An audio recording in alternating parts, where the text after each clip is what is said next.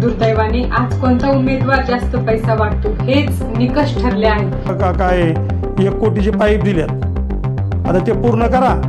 पाडला इथं त्यांना 7,000 पाईप द्यायचे ना 2,000 दिल्यात, ते 7 कंप्लीट करा आणि त्या कानूरवाल्यांना पाणी द्या.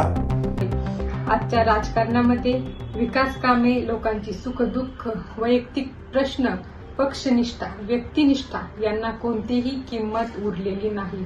दुर्दैवाने आज कोणता उमेदवार जास्त पैसा वाटतो हेच निकष ठरले आहेत. म्हणून आजची परिस्थिती अशी झाली आहे की ज्याला राजकारण करायचे आहे त्याने आधी पैसा कमवावा, तो निवडणुकीत वापरावा, जिंकून यावे आणि पुढील 5 वर्षे जनतेकडे पाठ फिरवावी.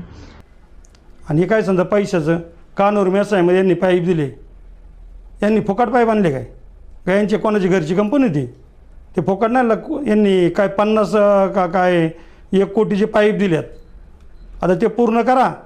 पाडला इथं त्यांना 7,000 पाईप द्यायचे ना 2,000 दिल्यात, ते 7 कंप्लीट करा आणि त्या कानूरवाल्यांना पाणी द्या. फसू नका लोकांना. आता ते दिल्यात 2,000, हे 7 देतात का नाही यांची गॅरंटी नाही.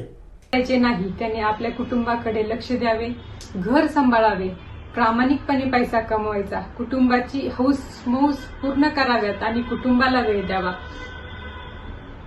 आम्ही तसं पडलो जरी असतो ना तरी मी दिलेला शब्द पूर्ण करतो. मी मागच्या इलेक्शनला जिल्हा परिषदला पडलो होतो, पण आपला शब्द होता मोराच्या चिंचोलीमध्ये त्या गावाला येस बांधून देईन साहेब. मी त्या मोरा चिंचोलीमध्ये येस बांधून दिली. तशी यांनी आता त्या कानूर मेसाईला पाण्याचा शब्द दिला आहे. 2,000 पाईप आणल्यात, राहिलेले 7 अजून उरलेले पाईप 7,000 पाईप टोटल द्यायची बोली. त्या फिनोलेस कंपन्यांनी पैसे पाठवल्यात, हे कुठून गेल्यात यांना विचारा ना. आणि काय म्हणतात पैसे वाटून इलेक्शन झाले, आणि पैसे वाटत तुमच्या फुकणे नाही आपटली ना, तुमच्या गेले पैसे लोकांना काय दाखवा ना. तसं आमचं चेक करा, आमच्यावरचे कर्ज चेक करा, आणि आम्ही किती पैसे वाटत त्यांनी दाखवून द्यायचे.